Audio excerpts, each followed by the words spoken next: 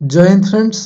ये वीडियो रे आम समाज चैप्टर को कंप्लीटली डिस्कस करिबा जेमती गोटे वीडियो रे हमर सब जिंस क्लियर हो जिवो आउ जहाँ भी क्वेश्चन आसिले हम करि परिया। तो ये क्वेश्चन करिया पूर्व आम बेसिक जिनस गुरा देखि दवा।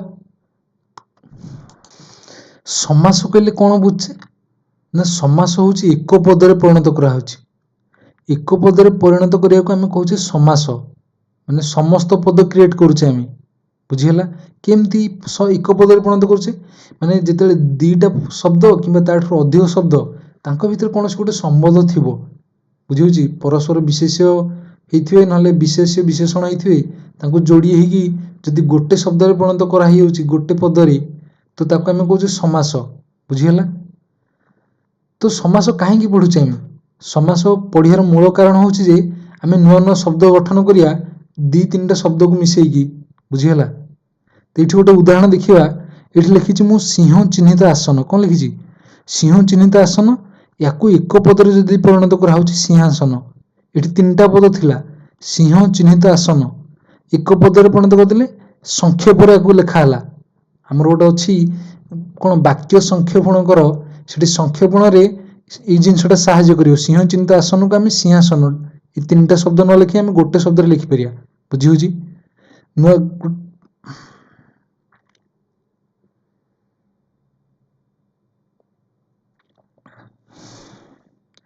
तो ये देखा ये सिंहासनटा हूँ कौन ना समास सिंहासनटा कौन समास। तो ये जो एक पदरे परिणत है सी एक पदटा कह आम समास बाको अन्य ना कौन कहीपर ना समस्त पद कहीपर कौन कहीपर समस्त पद। सेमती जो ये वाक्यटा लिखी सिंह चिन्हित आसन समास को गढ़िया जो वाक्यटा लिखिली सी वाक्यटा कह विग्रह वाक्य कौन कह विग्रह वाक्य बुझीगला। आउ जो समास ये समासटा कौन है सिंहासन ये सिंहासन रे कौन कौन रही शब्द सिंह गोटे आसन गोटे मिसिकी सिंहासन होती तो सिंह आउ आसन ये दीटा पद समास भितर रही ताको आम समास भितर रही कहवा समस्यमान पद बुझीगला। इठी जो मेन रोची ये चैप्टर हीरोटा किए ना पद से पदटा को जानिले पद अनुसार सब डिवाइड होती तो पद अनुसार ये पूर्व पद परपद मध्यम पद रही मध्यम पद देख ये विग्रह वाक्य को देख सिंह चिन्हित आसन जो लिखी सिंहटा पूर्व रही माने पूर्व रही से पूर्व पद कहूँ सिंहटा ये पूर्व पद सेमती आसनटा पर रही शेष आड़ को तो यहाँ हूँ परपद चिन्हितटा हूँ मध्यम पद मध्यम पदर काम किसी बेसी ना केवल किंतु विग्रह वाक्य आवश्यक यहाँ बुझीगला। तो सिंह चिन्हित आसन जो सिंहटा है पूर्व आसनटा है पर चिन्हितटा है मध्यम पद किंतु जो गठन हो पूर्व और पर मिसिकी सिंहासन हो नहीं एक पदर परिणत होगा।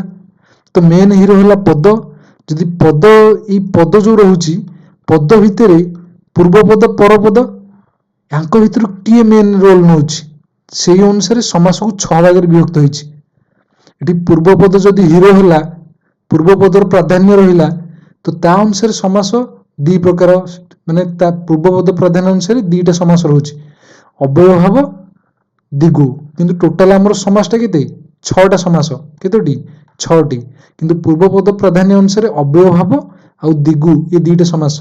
अव्यय भाव माने कौन ये अव्यय पद रहिबो अव्यय माने कौन ना या कालर प्रभाव काल वचन यार कौन प्रभाव रही बुझीगला सीटा हूँ अव्यय पद जमी प्रतिकूल लिखिली ये प्रतिटा हूँ अव्यय कौन ये प्रति हूँ अव्यय जानीला। दिगु समास सेमती कौन दिगुटा समाहार द्विगुणित करदेव एक एमती मन रख द्विगुणित हो दिगु माने द्विगुणित होगा तो समाहार जो रोथ संख्या गोटे रोथ पूर्व पूर्व पदरे सेटा हो कौन ना दिगु समास। गोटे उदाहरण जब देखा दिगु समासर मनकर षड़ रिपु लिखिली षड़ रिपु 6टी शत्रु बुझीगला षड़ ये 6 आसूची किंतु समाहार देखला षड़ रिपु करदेला ये समास बुझीगला। ये षड़ जो रहा 6 यहाँ कौन दिगु समास उदाहरण आम ये जानिले समाहार को देखा ना तो यहाँ जानिले पूर्व पदर प्राधान्य रहिले अव्यय भाव दिगु समास होची किंतु पूर्व और परपद उभयर जदि प्राधान्य रहिबो तो सेठी आसो द्वंद्व माने जानी पारे कहार प्राधान्य रोची ବୁଝିଲା ନା? ଦିଟା ଏକରେ ପ୍ରାଧାନ୍ୟ ରହିଲେ ସେଠି ଦ୍ୱନ୍ଦ୍ୱ ସମାସ କ୍ରିଏଟ ହବ। ମୁଁ ଲେଖିବି ରାମ ହରି, ବୁଝିଲା? ରାମ ହରି ଲେଖିଲି, ଏଠି ରାମ ଓ ହରି ରହୁଛି, ବୁଝିଲା? ଦି ଜଣ ରହୁଛନ୍ତି ତ ଦ୍ୱନ୍ଦ୍ୱ ସମାସ, ଏଠି ଆମକୁ ଦ୍ୱନ୍ଦ୍ୱ କ୍ରିଏଟ କଲା। ରାମର ପ୍ରାଧାନ୍ୟ ରହୁଛି ନା ହରିର ପ୍ରାଧାନ୍ୟ ରହୁଛି, ବୁଝିଲା ନାଇଁ? ଯଦି ଦିଟା ଏକରେ ପ୍ରାଧାନ୍ୟ ରହିବନି ସେଇଟା କଣ ହେଇଯିବ ନା ବହୁବ୍ରୀ। ଦେଖ ଏଇଠି ମୁଁ ଟିକେ ଇରେଜ କରିଦଉଛି। ଦେଖ ଦି ଜଣଙ୍କର ଯଦି ପ୍ରାଧାନ୍ୟ ରହୁଛି ସେଠି ହଉଛି ଦ୍ୱନ୍ଦ୍ୱ ସମାସ, କିନ୍ତୁ ଯଦି ଦି ଜଣଙ୍କର ପ୍ରାଧାନ୍ୟ ରହୁନି ସେଟା ହଉଛି ବହୁବ୍ରୀ। ବହୁବ୍ରୀହିର ଅର୍ଥ କଣ ନା ଅନ୍ୟ ଅର୍ଥ ଗୋଟେ ପ୍ରକାଶ କରିବ, ମୂଳ ଅର୍ଥ ଠାରୁ ଅନ୍ୟ ଅର୍ଥ, ମାନେ ଯୋଉ ପୂର୍ବପଦ ଆଉ ପରପଦରେ ଯାହା ବି ଥିବ ତାର ଅର୍ଥ କୌଣସି ପ୍ରକାଶ ହବନି, ଅନ୍ୟ ଅର୍ଥ ଗୋଟେ ଦେଖେଇବ, ତ ସେଠି ବହୁବ୍ରୀହି ସମାସ ତାକୁ କହିବା, ଯୋଉଠି ଦିଟା ଏକରେ ପୂର୍ବପଦ ପରପଦର ପ୍ରାଧାନ୍ୟ ରହୁନି, ଜାଣିଲା ଏଇଟା? କିନ୍ତୁ ଯଦି ପରପଦର କେବଳ ପ୍ରାଧାନ୍ୟ ରହିବ ତାକୁ କହିବା ତତ୍ପୁରୁଷ, ଆଉ ଗୋଟେ ରହିଛି କର୍ମଧାରୟ। ଏଇ 6ଟା ସମାସ ଜାଣିଲେ ଇଏ ବେଶୀ ଜିନିଷ ଜାଣୁଛେ, ୟାକୁ ଡିଟେଲ୍ସ ମଧ୍ୟ ଦେଖିବା। ତ ଏତିକି ଆମର ବେସିକ ଜିନିଷ କ୍ଲିୟର ହେଇଗଲା। ସମାସ କହିଲେ କଣ ବୁଝୁଛେ, ଏଇଠି ପୂର୍ବପଦ ପରପଦ କଣ, ବିଗ୍ରହ ବାକ୍ୟ, ବିଗ୍ରହ ବାକ୍ୟ ସମସ୍ୟମାନ ପଦ କଣ ଏଇଟା ଜାଣି ହେଲା। ତ କେତେଟା ପଦ ଅନୁସାରେ କେତେ ସମାସ 6ଟା, 6ଟା ମଧ୍ୟରୁ କାହାର ରୋଲ ଅଧିକ ସେଇ ଅନୁସାରେ ଯିଏ ହିରୋ ହବ ତା ଅନୁସାରେ ସମାସ କେମିତି ଡିଭାଇଡ ହେଲା, ଅବ୍ୟୟ ଭାବ ଦିଗୁ ହେଲା, ଏଠି ଦ୍ୱନ୍ଦ୍ୱ ହେଲା, ଯଦି ପ୍ରାଧାନ୍ୟ ରହୁଛି, ପ୍ରାଧାନ୍ୟ ନ ରହିଲେ ବହୁବ୍ରୀହି, ପରପଦର ପ୍ରାଧାନ୍ୟ ରହିଲେ ତତ୍ପୁରୁଷ କର୍ମଧାରୟ, ଜାଣି ହେଲା ସେକ୍ସନ କେମିତି ହେଇଛି। ଏବେ ଆମେ ଦେଖିବା ଦ୍ୱନ୍ଦ୍ୱ ସମାସ। ଦ୍ୱନ୍ଦ୍ୱ ସମାସ କଣ ନା ଯୋଉଠି ଉଭୟ ପଦର ପ୍ରାଧାନ୍ୟ ରହିବ, ଜଣଙ୍କର ପ୍ରାଧାନ୍ୟ ରହିବନି, ଉଭୟ ପଦ, ଆମେ ଜଣକୁ ଆଇଡେଣ୍ଟିଫାଇ କରିବାନି ଯେ କାହାର ପ୍ରାଧାନ୍ୟ ରହୁଛି, କିନ୍ତୁ ଉଭୟ ପଦର ପ୍ରାଧାନ୍ୟ ରହିବ, ବୁଝିଲା ଏତିକି? ଦେଖ ଏଠି ଫୁଲ ଫଳ ଅର୍ଥ ଫୁଲ ଗୋଟେ ଫଳ ଗୋଟେ, ଏମିତି ହଉଛି ନା ନାଇଁ? କିନ୍ତୁ ଦି ଜଣଙ୍କର ପ୍ରାଧାନ୍ୟ ରହୁଛି, ଫୁଲ ଫଳ ଲେଖା ହେଇଛି। ଯଦି ଲେଖା ହେଇଥିବ ଚତୁର ବାଳକ, ସେଠି ବାଳକର ପ୍ରାଧାନ୍ୟ ରହୁଛି, ଚତୁର ବାଳକ, ବୁଝି ହଉଛି ନା ନାଇଁ? କିନ୍ତୁ ଏଠି ଫୁଲ ଫଳ ମୁଁ ଡାଇରେକ୍ଟ ଲେଖିଛି, ଅର୍ଥ ଫୁଲ ଫଳ ଦି ଜଣଙ୍କର ପ୍ରାଧାନ୍ୟ ରହୁଛି, ଏଇଟା ହେଲା ସମାସ। ଏହାର ଯଦି ବିଗ୍ରହ ବାକ୍ୟ ଦେଖିବା ଫୁଲ ଓ ଫଳ, କଣ ଲେଖା ହେଇଛି, ଫୁଲ ଓ ଫଳ। ଦେଖ ଆମକୁ କୋଶ୍ଚିନ୍ ଯୋଉ ପଚାରିବ, କୋଶ୍ଚିନ୍ 3 ପ୍ରକାର କୋଶ୍ଚିନ୍ ପଚାରିବ। ଆମକୁ ପଚାରିବ ସମସ୍ତ ପଦ ବା ସମାସଟା କଣ, ଆଉ ଗୋଟେ ପଚାରିବ ବିଗ୍ରହ ବାକ୍ୟଟା କଣ, ବିଗ୍ରହ ବାକ୍ୟ, ଆଉ ଗୋଟେ କଣ ପଚାରିବ କେଉଁ ସମାସ, ଏଇଟା 6ଟା ସମାସ ପଢିଲେ କେଉଁ ସମାସ। ତ ଏଇ 3 ପ୍ରକାର କୋଶ୍ଚିନ୍ ବନୁଛି, ବୁଝିହେଲା? ତ ଏଠି ଯଦି କୋଶ୍ଚିନ୍ ଦେଖିବା, ଏଠି ଫୁଲ ଫଳ କହୁଛି, ଫୁଲ ଫଳଟା ଏଇଟା ଦ୍ୱନ୍ଦ୍ୱ ସମାସ, ଦ୍ୱନ୍ଦ୍ୱ କ୍ରିଏଟ କରେଇଲା। ଦ୍ୱନ୍ଦ୍ୱକୁ ଚିହ୍ନିବା କେମିତି, ଆଉ ଗୋଟେ କୋଶ୍ଚିନ୍ ଆସିବ ମନକୁ ଯେ ଆମେ ଚିହ୍ନିବା କେମିତି ସମାସଟାକୁ, ଏଠି ଦ୍ୱନ୍ଦ୍ୱ ବୋଲି। ଦେଖ ଆମକୁ ଶବ୍ଦଟା ଦେଇଥିବ ଫୁଲ ଫଳ ଲେଖିଛି ଏଠି, ତାକୁ ଆମେ ହିଟ୍ ଟ୍ରାଏଲ ମେଥଡ ପକେଇବା, ଏଇଟା ଦ୍ୱନ୍ଦ୍ୱରେ ଯାଉଛି ନା ଦିଗୁରେ ଯାଉଛି ନା କୋଉଥିରେ ଯାଉଛି। ଆର ବିଗ୍ରହ ବାକ୍ୟଟା ଗଠନ କରି ଫୁଲ ଫଳ, ଫୁଲ ଓ ଫଳ, ବୁଝିହଉଛି ନା ନାଇଁ? ଯଦି ଫୁଲ ଓ ଫଳ ଆସୁଛି ଏଇଟା ଠିକ ଆସୁଛି, ତ ଓ ଆସିଲା ମାନେ ସେଟା ହଉଛି ଦ୍ୱନ୍ଦ୍ୱ ସମାସ କ୍ରିଏଟ କଲା, ଜାଣି ହଉଛି?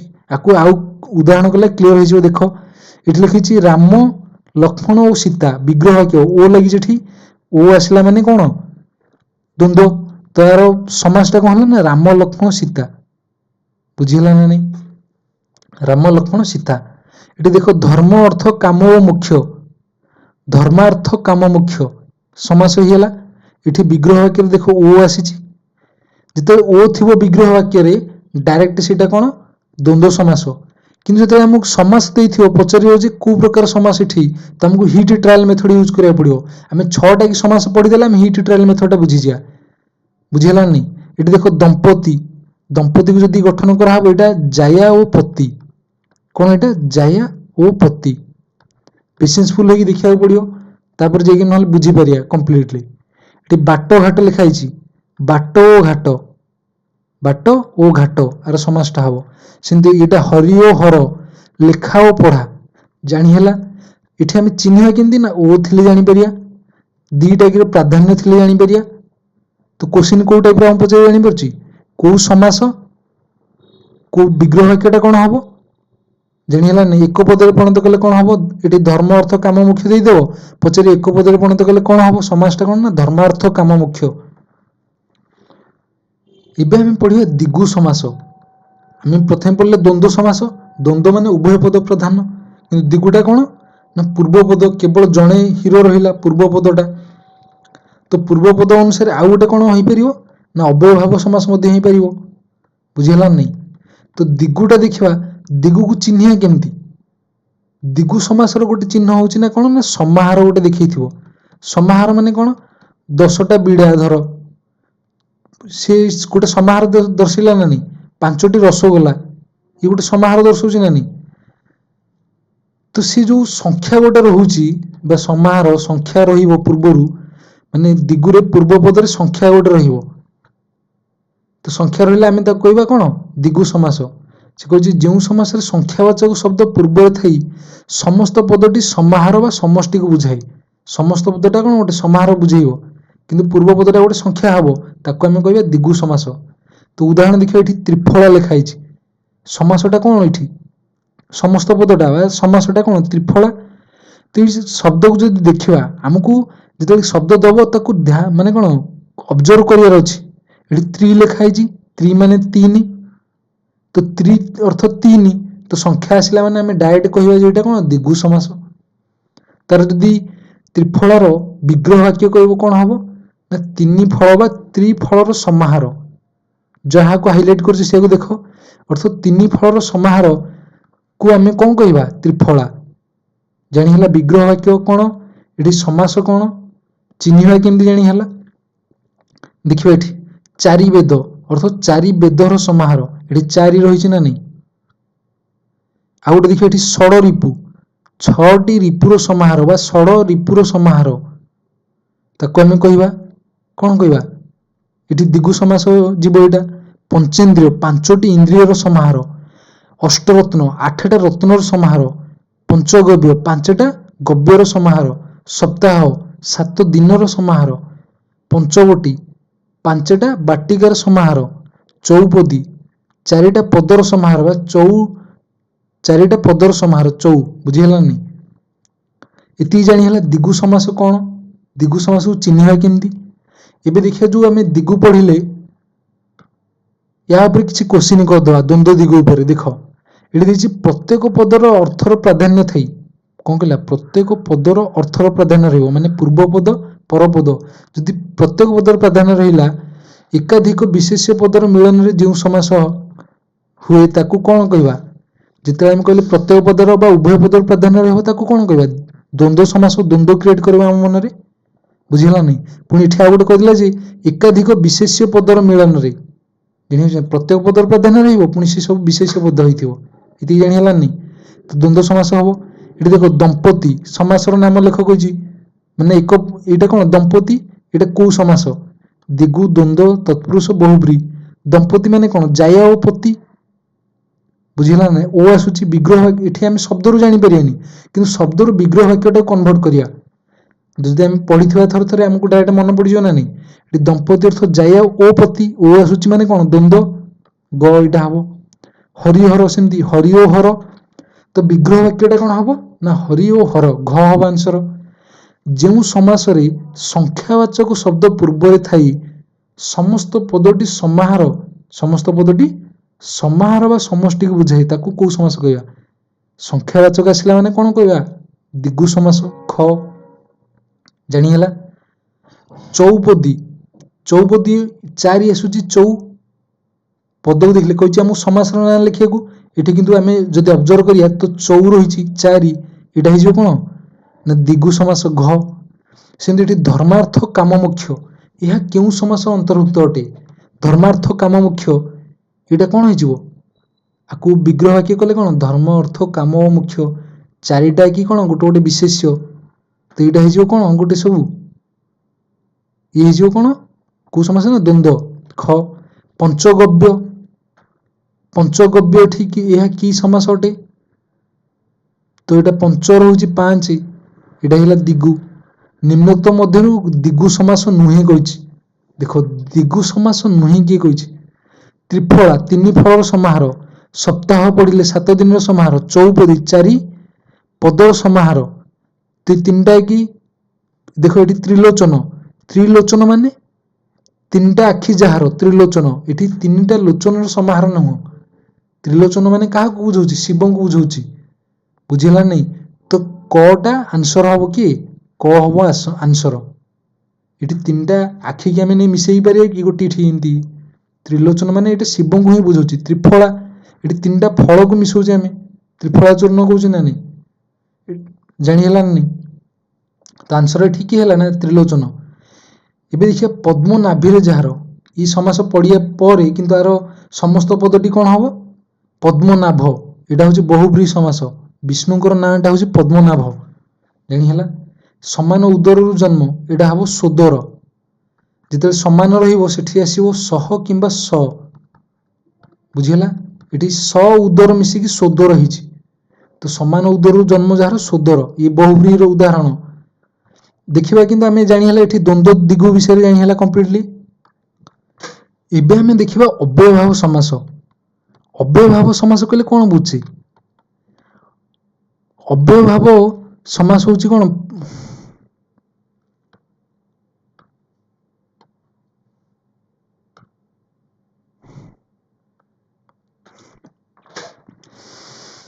ଏବେ ଆମେ ଦେଖିବା ଅବ୍ୟୟଭାବ ସମାସ। ଅବ୍ୟୟଭାବ ସମାସ ମାନେ ଯୋଉଠି ପୂର୍ବ ପଦଟା ପ୍ରାଧାନ୍ୟ ରହିବ, ସେ ସମାସରେ କଣ ରହିବ? ପୂର୍ବପଦ ପ୍ରାଧାନ୍ୟ। ତ ପୂର୍ବପଦ ପ୍ରାଧାନ୍ୟ ଅନୁସାରେ ମଧ୍ୟ ଦିଗୁ ରହୁଥିଲା, କିନ୍ତୁ ଦିଗକୁ ଚିହ୍ନୁଥିଲେ କେମିତି? ସଂଖ୍ୟା ଅନୁସାରେ। ସେମିତି ଅବ୍ୟୟଭାବକୁ ଚିହ୍ନେ କେମିତି? ନା ଅବ୍ୟୟ ଥିବ ପୂର୍ବପଦରେ। କଣ ଥିବ? ପୂର୍ବପଦରେ ଗୋଟେ ଅବ୍ୟୟ ରହିଯାଇଥିବ। ତ ଜାଣିବା ଯେ କୋଉ ଅର୍ଥରେ ଅବ୍ୟୟ ପଦ ବ୍ୟବହାର ହବ।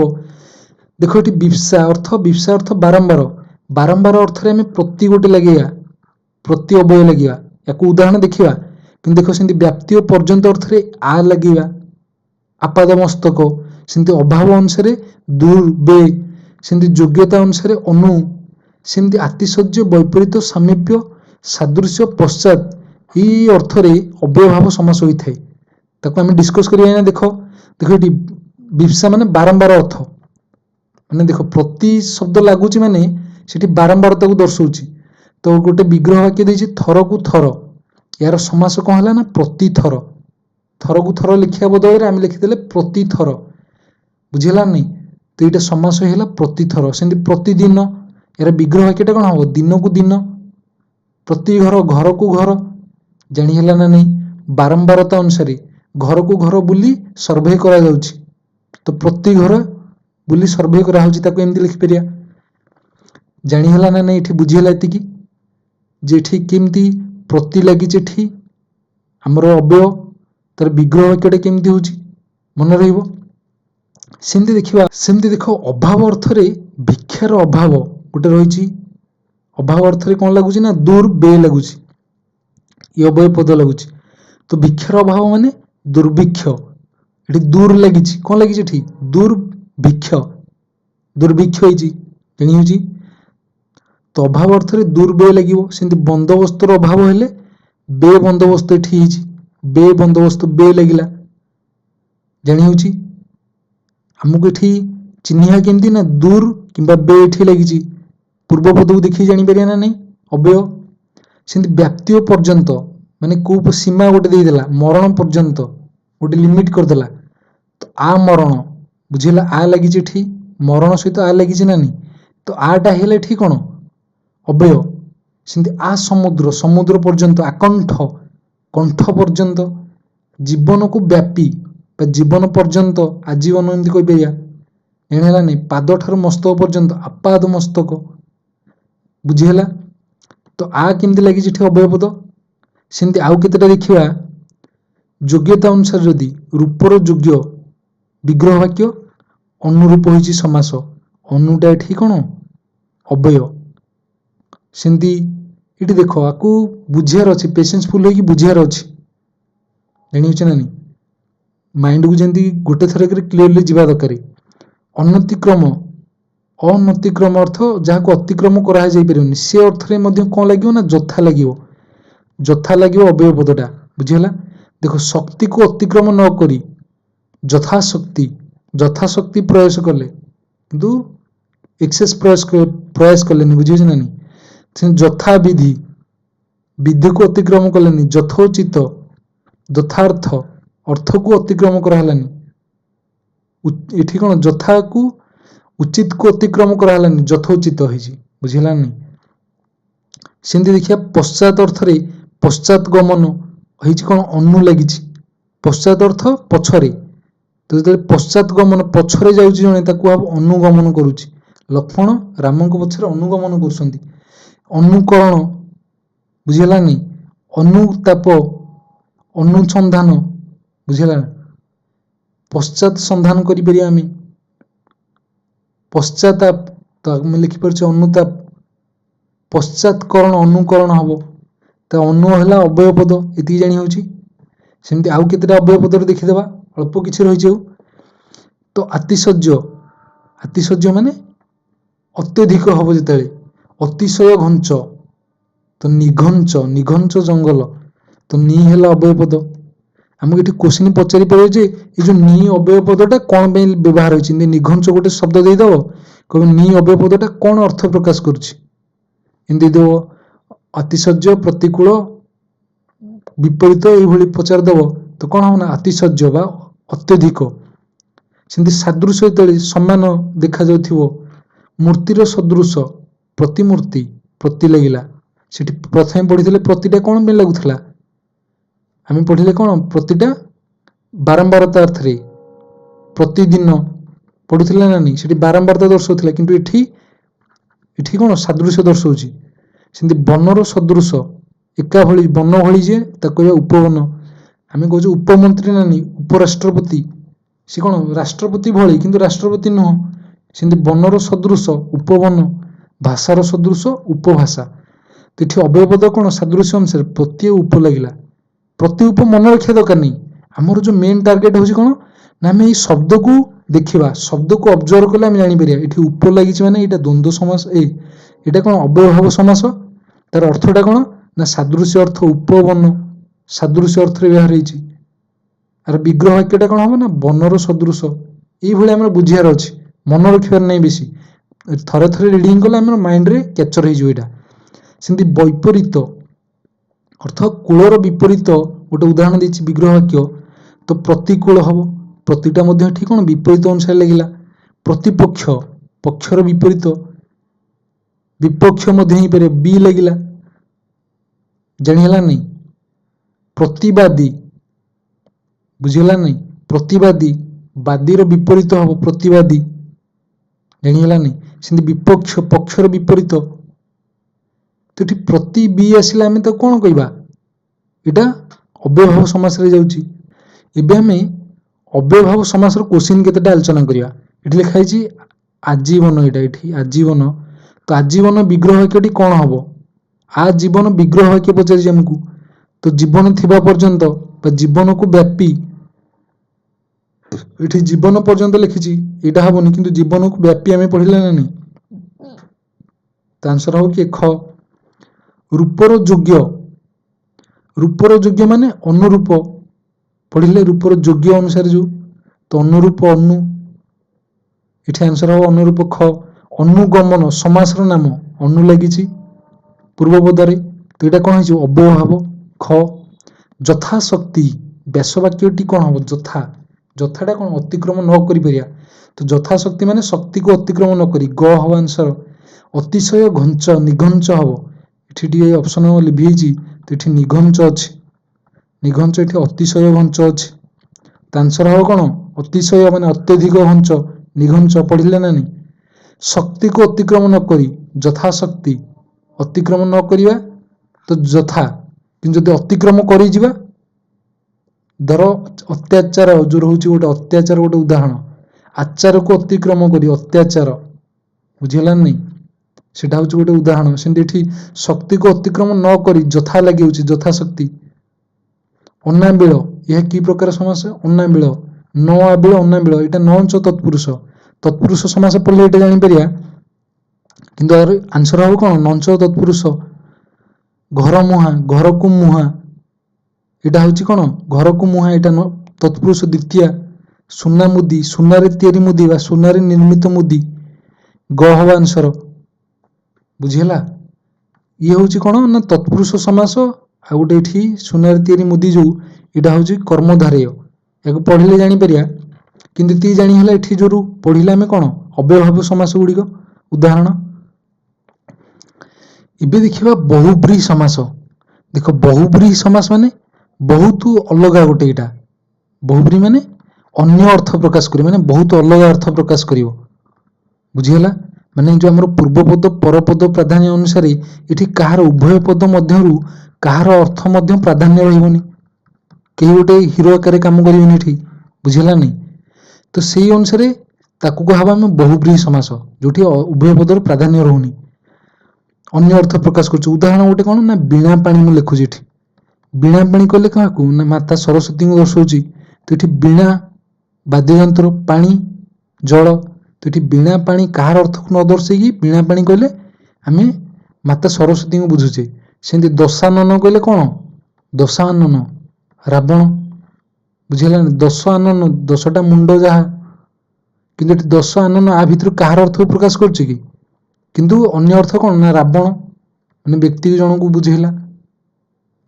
एति तो एठी देखिबा जो बहुब्रीहि को मु 6टा कैटेगरी कन्वर्ट कर देछि तो 6टा कैटेगरी कोन माने यार जो बहुब्रीहि स्वार्थक अनुसार मध्य बहुब्रीहि हबो व्यक्तिहार अनुसार बहुब्रीहि हबो स्वार्थक कहले कोन बुझे ना जोठी सहर जोग थिबो सम्मान गोटे थिबो याको पढ़िले माने कंप्लीटली देखिबा ताकू इने जानि जा टिके टिके तो स्वार्थक अनुसार याको टिके टिके नोट कर दियो व्यक्तिहार कहले कोन ना बारंबारता ठेंगारे जो युद्ध सेठी ठेंगा जो आसिला तो ताकू कह जे ठेंगा यारो समास हबो पढ़िबा ताकू तो बारंबारता अनुसार एटा व्यक्तिहार सिंधी जद्वारा जहार जद्वारा जेउठारे ये शब्द जो विग्रह वाक्य रे आसीबो सेटा मध्य को बहुब्रीहि रे जीवो निषेधार्थक अनुसार न तत्पुरुष मध्य हुए बहुब्रीहि हुए किंतु ये निषेधार्थटा को देखिबा प्रथमे केमती होउजी सेठी जहार जद्वारा एगुराक मध्य रहिबो सिंधी गोटे अछि उपमित एठी उपमान उपमेय को बुझिया पड़ियो टिके आ गोटे अछि कोना जसस मनस बयस तेजस जिते ये शब्द आसीबो बुझियोची जसस मनस तेजस बयस कोथरे ना विग्रह वाक्य रे सेठी समास रे आकार लागि जिवो बुझियोची समास रे कोन महान तेज जहार ताको हबो महातेजा कोन को हबो तेजा आकार लागिला सिंधी आउ कोन आकार लागियो नहले क लागि जिवो किंती एठी बयस गोटे अछि बयस कहि जिवो उदाहरण द्वारा जानि परिया देखो एठी जहा को हाइलाइट करछि देखो दासरथी कहले कोन रामचंद्र को बुझौछि दासरथी दशानन को बध कले एठी दासरथी माने राम बुझिला एठी दासरथी दीटा शब्द किंतु कहार अर्थ को न बुझी कि राम को बुझेला सिंधी बीणा पानी सरस्वती किंतु बीणा पानी कहार अर्थ न बुझी कि सरस्वती को बुझेला तार जदि विग्रह वाक्य देखिबा दश आनन जहार आनन माने मुख तो दशानन सिंधी बीणा पानी रे जहार बीणा पानी बुझेला नहीं एठी देखो सिंधी उदाहरण त्रिलोचन 3टा आखि जहार त्रिलोचन पीतांबर पीतांबर जे धारण करंती पीतांबर जेउठारे दिगंबर नीलकंठ जहार पंचानन जहार पंचानन 5टा मुख जहार एटी 5टा मुखर समाहार को दर्शौनी जण कौन कहूँ 5टा मुख जहार एटी दिगुम होटा कौन हम बहुब्रीहि देखो ये एक्सेप्शनल रोची संख्या थी कि दिगु होनी एक मन रखा दरकार त्रिलोचन पंचानन एबे देखिबा जो 6टा कैटेगरी अनुसार देखुले एबे देखिबा किछि जहार जाद्वारा जेउठारे पढुतला नै एठी जहार अछि विरूप अखी जहार विरूपाक्ष देखो अखी एठी लिखा छै अखी माने अखी जेतले अखी रहिबो विग्रह वाक्य रे किंतु एटा समास रे एटा अखीटा अक्ष होई जिवो देखो अखीटा अक्ष हबो सिंधे नाभिटा नाभ हबो मन रखो एटा पुंडरीक अखी जहार पुंडरीकाक्ष विशाल अखी जहार विशालाक्ष सहस्र अखी जहार सहस्राक्ष पद्मनाभी रे जहार पद्मनाभ जानिला नहीं ये विग्रह वाक्य नाभिटा ठीक कौन हो नाभ तो ये कोथरे जाउची माने विग्रह वाक्य रे जहार रहिला एठो जानिले एटा कौन एटा बहुब्रीहि समास जानि होची किंतु एटा भी अन्य अर्थ पद्मनाभ कहले कौन कहा कहउछ ना विष्णु को जानिला अन्य अर्थ प्रकाश करथिरे ये मध्य हला बहुब्रीहि शब्द रु केमती जानि परिया यदि शब्द अर्थ जानि पारने कौन करिया ना विग्रह वाक्य क्रिएट करिया ସେମିତି କହିଲା ଯଶସ୍ ତେଜସ୍ ମନସ୍, ୟାଙ୍କର ସ ରହିଛି, ଯେତେବେଳେ ସ ରହିଥିବ ସେଠି ସର ଲୋପ ହେଇକି ଅଟା ଅ ଆକାର ଆସିବ, ବୁଝିଲାନି। ସେମିତି ସ ଅତୁଟ ରହିବେ ତ କର ଆଗମନ ହବ, ମାନେ ସ ବଦଳରେ କୋଉଠି ଗୋଟେ ଅ ଆକାର ଆସିବ ମାନେ ଆ ହେଇଯିବ, ଆଉ ଗୋଟେ ସ ଜାଗାରେ ନହେଲେ କ ଆସିବ, ବୁଝିଗଲା। ଦେଖିବା ଏଠି ମହାନ ତେଜ ଯାହାର, ମହାତେଜା କଣ ହବ ମହାତେଜା।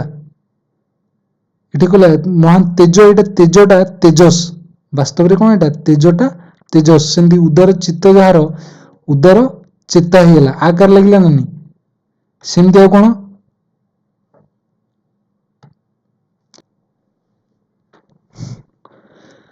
ସେମିତି ଅଛି ସମବୟ ଯାହାର, ଗୋଟେ ଅଛି ସମବୟସ୍କ, ସେଠି ଅସ୍କ ହେଇଯାଉଛି କ ଲାଗି ଯାଉଛି ସ ଜାଗାରେ, ବୁଝିହେଲା।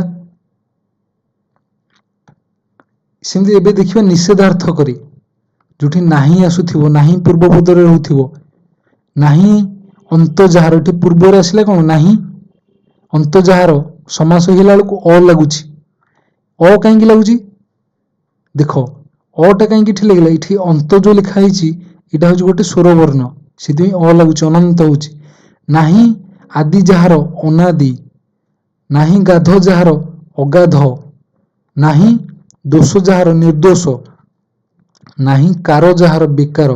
ଦେଖ ନାହିଁ ତ ରହିଲା, ଏଠି ଯାହାର ବି ଆସୁଛି, ତ ଏଥିରୁ ଆମେ ବିଗ୍ରହ ବାକ୍ୟରୁ ଜାଣିଛୁ ଯେ ଏଇଟା କୋଉଥିରେ ଯାଉଛି ବହୁବ୍ରୀହିରେ, କିନ୍ତୁ ଏଠି ବେ ଆସିଲା ବେକାର ନିର୍ଦୋଷ, ଆମେ ସେଠି ପଢିଥିଲେ ବେ ବନ୍ଦୋବସ୍ତ, କିନ୍ତୁ ଏଠି ଦେଖିବା ଯେ ବିଗ୍ରହ ବାକ୍ୟ କ୍ରିଏଟ କଲେ ଆମେ ଜାଣିପାରୁ ଯେ ଏଠି ଏଇଟା ଅବ୍ୟୟ ଭାବରେ ଯିବ ନା କୋଉଥିରେ ଯିବ, ଆମର ବହୁବ୍ରୀହିରେ।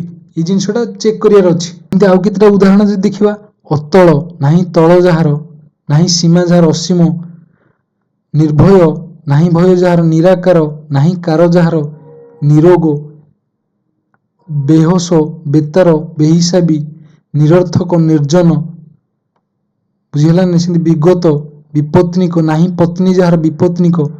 ଇଏ ହେଲା ଉଦାହରଣ, ଏଗୁଡ଼ାକ ଲେଖିଦିଅ, ଥରେ ଥରେ ନହେଲେ ରିଡ଼ିଂ କରିଦିଅ, ବୁଝିହେଲା। ଇଏ କଣ କଣ ଉଦାହରଣ ରହୁଛି, ନାହିଁ ଅର୍ଥରେ ନିଷେଧାର୍ଥକ, କଣ ଏଇଟା ହେଲା ନିଷେଧାର୍ଥକ ବହୁବ୍ରୀହି। ସେମିତି ଯେତେବେଳେ ସହ ରହୁଛି, ସହ ଅନୁସାରେ ସହ ଶବ୍ଦ ଯଦି ଆସିବ ତ ସେଠି କଣ ହବ ସହାର୍ଥକ ବହୁବ୍ରୀହି। ସହଟା କଣ ହେଇଯିବ, ଯେତେବେଳେ ସହ ଆସୁଛି ସହଟା ସ ରେ ପରିଣତ ହେଇଯିବ। ଦେଖ ଏଠି ପରିବାର ସହିତ ଅଛନ୍ତି ଯେ, ସହିତ ରହିଲେ ଆସିଲା ନା ନାଇଁ, ତ ସପରିବାର ସ ଲାଗିଲା ନା ନାଇଁ। ସ୍ତ୍ରୀ ସହିତ ଅଛନ୍ତି ଯେ ସସ୍ତ୍ରୀକ, ଶିଷ୍ୟ ସହିତ ଅଛନ୍ତି ଯେ ସଶିଷ୍ୟ, ସେମିତି ସାନନ୍ଦ, ଆନନ୍ଦ ସହିତ ଅଛନ୍ତି ଯେ ସାନନ୍ଦ, ସସମ୍ମାନ, ସବିନୟ, ସବାନ୍ଧବ, ସକୁଣ୍ଡବ, ବୁଝିହେଲା। ଏଠି ରହୁଥିଲା କଣ ସହ ବେଳେ ସ ଆସୁଥିଲା, ସେମିତି ସମାନ ବେଳେ ଆସିବ ମଧ୍ୟ, ସମାନ ବେଳେ ସହ ଆସିବ, ନହେଲେ ସ ଖାଲି ଲଗେଇ ପାରିବା, ଏ ଦିଟା ଭିତରୁ ଯାହାକୁ ଜଣକୁ ଲଗେଇବା। ତ ଦେଖିବା ସମାନ ବେଳେ, ଦେଖ ଯେତେବେଳେ ସମାନ ଆସୁଛି ସେଠି ସ ହବ ନହେଲେ ସହ ମଧ୍ୟ ହବ। ସମାନ ତୀର୍ଥ ଯାହାର ସତୀର୍ଥ, ସତୀର୍ଥ ହେଲା ସ ଲାଗିଛି। ସମାନ ଉଦରରୁ ଜନ୍ମ ଯାହାର ସହୋଦର, ସ ଉଦର ସହୋଦର, ସହ ଲାଗିଛି ଏଠି, ବୁଝିହେଲା। ସୋଦର ହେଇଛି ସ ଉଦର, ଏଠି ସହ ଉଦର ସହୋଦର। ସମାନ ଗୋତ୍ର ଯାହାର ସଗୋତ୍ର, ସମାନ ପିଣ୍ଡ ଯାହାର ସପିଣ୍ଡ, ଜାଣି ହଉଛି। ଏବେ ଦେଖିବା ଉପମିତ ବହୁବ୍ରୀହି। ଉପମିତ ବହୁବ୍ରୀହି କଣ ନା, କେତେକ ବହୁବ୍ରୀହି ସମାସରେ ଉପମାନଟା ପୂର୍ବପଦ ହେଇଥାଏ ଆଉ ଉପମେୟଟା ପରପଦ ହେଇଥାଏ। ଦେଖ ଉପମେୟ, ଉପମାନ କଲେ କଣ ବୁଝେ, ମୁଁ କହିବି ରାମ ବିରାଟ କୋହଲି ପରି ଖେଳୁଛି, କାହା ପରି ନା ବିରାଟ କୋହଲି ପରି ଖେଳୁଛି। ତ ଏଠି ରାମଟା କାହା ସହିତ ତୁଳନା କରାହେଲା ନା ବିରାଟ କୋହଲି ସହିତ, ମାନେ ଯାହାକୁ ତୁଳନା କରାହବ, ରାମକୁ ତୁଳନା କରାହଉଛି ବିରାଟ କୋହଲି ସହିତ, ତ ରାମ ହେଇଗଲା ଉପମେୟ, ବିରାଟ ହେଇଗଲା ଉପମାନ, ବୁଝିହେଲା। ଯାହାକୁ ତୁଳନା କରାହେଲା ସେଇଟା ଉପମେୟ, ଯାହା ସହିତ ସେଇଟା ହେଲା ଉପମାନ। ତେଣୁ ସେମିତି କହିଛି ଯଦି ବହୁବ୍ରୀହି ସମାସରେ ଉପମାନଟା ପୂର୍ବପଦ ହବ, ଉପମେୟଟା ପରପଦ ହବ ଏବଂ ସମସ୍ତ ପଦରେ ଉପମାନର ଅଂଶବିଶେଷ ଲୋପ ପାଏ, ଏହାକୁ ଉପମିତ ବହୁବ୍ରୀହି କହନ୍ତି। ଜାଣିହେଲା, ସମସ୍ତ ପଦରେ କାହାର ଲୋପ ପାଇଯିବ ନା ଉପମାନର ଲୋପ ପାଇଯିବ।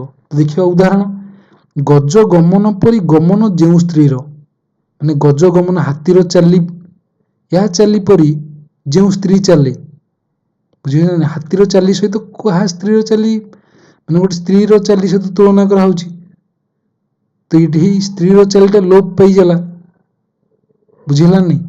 ତ ଗଜ ଗମନା କୁହାହବ, ଗଜ ଗମନା ଚାଲି ତାଙ୍କର, ଜାଣି ହଉଛି। ତ ସେମିତି ଚିଲ ଆଖି ପରି ଆଖି ଯାହାର ଚିଲ ଆଖିଆ, ବୁଝିଗଲା? ଘୋଡ଼ା ମୁହଁ ପରି ମୁହଁ ଯାହାର ଘୋଡ଼ା ମୁହାଁ, ସେହିପରି କ'ଣ ହବ? ଓଟ ମୁହଁ ପରି ଓଟ ମୁହାଁ, ମରାଳ ଗମନା, ଶୂର୍ପଣଖା, ମାଗୁର ନିଶା, ମୀନ ନୟନା, ଚାନ୍ଦ। ଏବେ ବହୁବ୍ରୀ ସମାସର ଆଉ ଦୁଇଟା ପଏଣ୍ଟ ଦେଖିଦେବା, ଯେ ବ୍ୟତିହାର ବହୁବ୍ରୀ, ଯାହାକୁ ହାଇଲାଇଟ୍ କରୁଛି ଦେଖ। ବ୍ୟତିହାର କହିଲେ କ'ଣ ନା ବାରମ୍ବାରତା ବ୍ୟାପୃତ, ପରସ୍ପର ବ୍ୟାପୃତ ରହିଥିବ, ତାକୁ ଆମେ କହିବା ବ୍ୟତିହାର ବହୁବ୍ରୀ। କେଶକୁ କେଶକୁ ଧରି ଯେଉଁ ଯୁଦ୍ଧ, ତାକୁ କହିବା କେଶାକଷି, କେଶାକେଶୀ।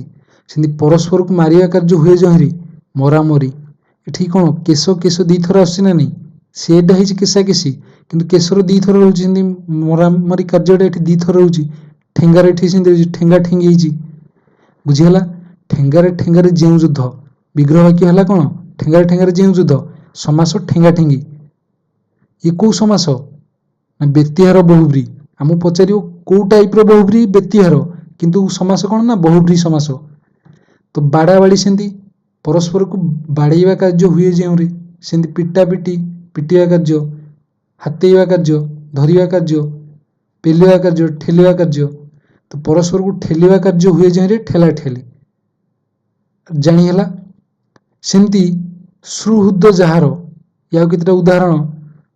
ସୁହୃଦୟ ଯାହାର ସୁହୃଦ, ଅଷ୍ଟ ଅଙ୍ଗ ବକ୍ର ଯାହାର ଅଷ୍ଟବକ୍ର, ଏକ ବାଗ ଯାହାର ଏକ ବାଗିଆ, ଦୁଇ ମୁଣ୍ଡ ଯାହାର ଦୁଇ ମୁଣ୍ଡ। ଏ କେତେଟା ଉଦାହରଣ ଦେଇଛି, ଏଇଟା କୋଉଥିରେ ଯାଉନି, ଏଇଟା ନର୍ମାଲ ଯାହାର ଯୋଉଠି ଦେଖୁଛି ଆମେ ଜାଣିପାରୁଛେ ନା ନାହିଁ? ଏଠି ଦେଖ ଅଷ୍ଟ ଏଠି ଲାଗିଛି, ଏଇଟା ଦିଗୁ ହବ କି? ଦିଗୁ ହବନି। କାହିଁକି? ଏଠିଟା 8ଟା ବଙ୍କାର ସମାହାରକୁ ତ ଦେଖଉନି, କହୁଛି ଅଷ୍ଟବକ୍ର ଗୋଟେ ମୁନି ଥିଲେ ନା ନାହିଁ, ଋଷି ଯୋଉ।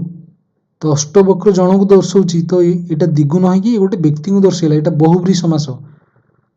ଏବେ ତାର କେତେଟା କୋଶ୍ଚିନ୍ କରିବା, ଦେଖ। ପୁଣ୍ଡରୀକ ଅକ୍ଷି ଯାହାର, ପୁଣ୍ଡରୀକ ଅକ୍ଷି, ଅକ୍ଷିଟା କ'ଣ ହେଇଯିବ? ଅକ୍ଷୟ ହେଇଯିବ। ତ ପୁଣ୍ଡରୀକାକ୍ଷ, ପୁଣ୍ଡରୀକ ଅକ୍ଷି ଯାହାର, ତ ପୁଣ୍ଡରୀକାକ୍ଷ ଆନ୍ସର କୋଉଠି ଅଛି ଦେଖ? ପୁଣ୍ଡରୀକାକ୍ଷୀ, ଇଏ ହବନି, ପୁଣ୍ଡରୀକାକ୍ଷ। ତ ପୁଣ୍ଡରୀ ଏଠି ଗରେ ଅଛି, ଘରେ ମଧ୍ୟ ଅଛି, ତ ଆନ୍ସର ହବ କି? ଦିଟା କି ଠିକ, ତ ଗୋଟାକୁ ଠିକ କରୁଛି ଗ। ଏଠି ସ୍ପେଲିଂର ଗୋଟେ ଯଦି କରିଦେବା, ପୁଣ୍ଡରୀ ଏଠି ହସେଇ କରିଦେବା, ତ ଆନ୍ସର ହବ କି ଗ। ତ ପୁଣ୍ଡରୀକାକ୍ଷ, ବୁଝିହେଲା? ଅଳ୍ପ ବୟସ୍କ, ବ୍ୟାସ ବାକ୍ୟଟି କ'ଣ ହବ? ଅଳ୍ପ ବୟ ଯାହାର, ଏଠି ଘ ହବ ଆନ୍ସର। ଏଠି ବୟଟା ଏହାର ଏଇଟା ସକାରାନ୍ତ ରହିଛି, ତ ବୟସ ସ ରୂପୀ ବିସର୍ଗ, ଏଇଟା ଜାଣି ହେଉଛି। ତ ଅଳ୍ପ ବୟ ଯାହାର ଅଳ୍ପ ବୟସ୍କ। ସେମିତି ଯେଉଁଠାରେ ନାସ୍ତିବାଚକ ଶବ୍ଦ ପୂର୍ବ ହୋଇ ବହୁବ୍ରୀ ସମାସ ହୁଏ, ତାକୁ କ'ଣ କୁହାହବ? ନିଷେଧାର୍ଥକ ବହୁବ୍ରୀ, ବୁଝିହେଲା? କଟା ହବ ନିଷେଧାର୍ଥକ ବହୁବ୍ରୀ। ନାହିଁ ଆସିବ ଯେତେବେଳେ ବହୁବ୍ରୀ, ତାକୁ କୁହାହବ ନିଷେଧାର୍ଥକ। ସେମିତି ନ ଛ ତତ୍ପୁରୁଷ ଗୋଟେ ଅଛି, ସେଠି ନ ଆଉ ଅନ୍ନ ଅଛି ଗୋଟେ, ତାକୁ ପଢିବା ତତ୍ପୁରୁଷରେ। ନାହିଁ ପତ୍ନୀ ଯାହାର, ତାକୁ କ'ଣ କହିବା? ବିପତ୍ନିକ। ତ ବିପତ୍ନିକ କୋଉଟା ହବ? ଖଟା ଠିକ ସ୍ପେଲିଂ ଅଛି, ଏଠି ହସେଇ ହେଇଯାଇଛି। ନାହିଁ କାର ଯାହାର, ନାହିଁ କାର ଯାହାର, ନାହିଁ ଆକାର ଯାହାର ନିରାକାର ହେଇଥାନ୍ତା, ସେ କହୁଛି ନାହିଁ କାର ଯାହାର, କ'ଣ ବେକାର। ଏଠି ନାକାର, ଅକାର, କୁକାର, ତ ନାହିଁ କାହାର ଯାହାର, ବେକାର, ତ ଘ ହବ ଆନ୍ସର। ବିରୂପାକ୍ଷ, ବିରୂପ ଅକ୍ଷି ଯାହାର, ବିରୂପାକ୍ଷ, ତ ଯାହାର ଯୋଗୁ କ'ଣ ହେଇଯିବ? ବହୁବ୍ରୀ, ଖ ହେଲା ଆନ୍ସର। ସତୀର୍ଥ, ସମାନ, ଏଠି ସ ଆସୁଛି, ତ ସ ରୁ ଜାଣିପାରେ ଯେ ଏଠି ବହୁବ୍ରୀ ନା ନାହିଁ, ତ ଏଠି ସହାର୍ଥକ ବହୁବ୍ରୀ ନାଇଁ, ଏଠି ସହାନା ସହ ନୁହଁ, ସମାନ, ସମାନାଧିକରଣ ବହୁବ୍ରୀ। ସମାନ ତୀର୍ଥ ଯେଉଁଠାରେ ପଢିଲେ ନା, ତ ଏଠି ଖ। ମରାମରି, ପରସ୍ପରକୁ ମାରିବା କାର୍ଯ୍ୟ ହୁଏ ଯେଉଁରେ, ତ ତାକୁ କ'ଣ କହିବା ଆମେ? ବ୍ୟତିହାର ବହୁବ୍ରୀ, ତ ଆନ୍ସର ହବ କି କ। ଯେଉଁ ସମାସରେ ପୂର୍ବ ପଦଟି ଅବ୍ୟୟ ପଦ ହୋଇଥାଏ କଣ କୁହାହବ? ଅବ୍ୟୟୀଭାବ ସମାସ। ଏଇଟା ପଢିଛି। ଆଜୀବନ, ଏଇଟା କଣ? ଅବ୍ୟୟୀଭାବ ସମାସ। ଜୀବନ ଥିବା ପର୍ଯ୍ୟନ୍ତ ବା ଜୀବନ ବ୍ୟାପୀ। ତତ୍ପୁରୁଷ ସମାସ ଦେଖିବା ଏବେ। ତତ୍ପୁରୁଷ ସମାସ କହିଲେ କଣ ବୁଝେ ନା, ଯେତେବେଳେ ଆମେ ପଢୁଥିଲେ ପ୍ରାଧାନ୍ୟ ଅନୁସାରେ ନା, ଏଇଟା ପରପଦ ପ୍ରାଧାନ୍ୟ। ତ ପରପଦ ପ୍ରାଧାନ୍ୟ ଅନୁସାରେ ତତ୍ପୁରୁଷ କର୍ମଧାରୟ। ତ ତତ୍ପୁରୁଷ ସମାସଟା ଯୋଉ, ଏଥିରେ ପୂର୍ବପଦ ଏ କଣ ପରପଦ ପ୍ରାଧାନ୍ୟ ରହୁଛି। ତ ପରପଦ ପ୍ରାଧାନ୍ୟ ତ ରହିବ, କିନ୍ତୁ କେତେବେଳେ ହବ ନା ଯେତେବେଳେ ପୂର୍ବ ପଦରେ ବିଭକ୍ତି ଲାଗିବ। ପୂର୍ବ ପଦରେ ବିଭକ୍ତି ଲାଗିବ।